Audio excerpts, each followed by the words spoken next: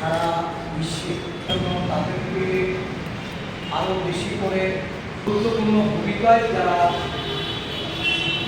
ছিলেন বা পালন করছিলেন তাদের আরও বেশি করে আমাদের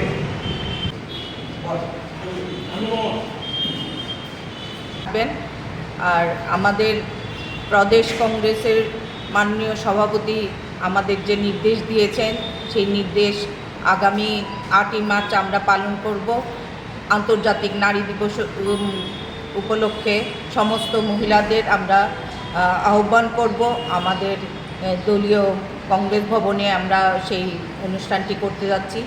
আর আগামী 11ই মার্চ আমাদের যে বিশাল সমাবেশ হতে চলেছে, সেখানে আমরা দল মত নির্বিশেষে সমস্ত ত্রিপুরাবাসীকে আহ্বান জানাবো এবং সেই উপলক্ষে আমাদের কর্মসূচিও শুরু হয়ে গেছে সমস্ত ব্লকে ব্লকে এবং জেলা স্তরে।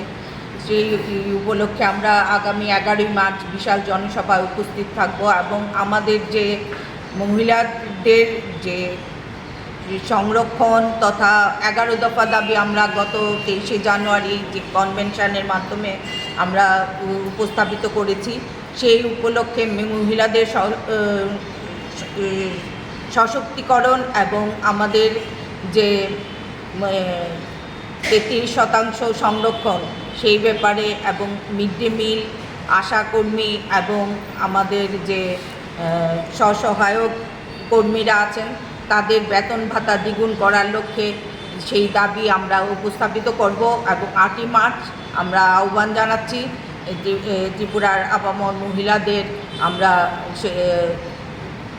আমাদের দলীয় ভবনে কংগ্রেস ভবনে আমরা কর্মসূচি নিচ্ছি।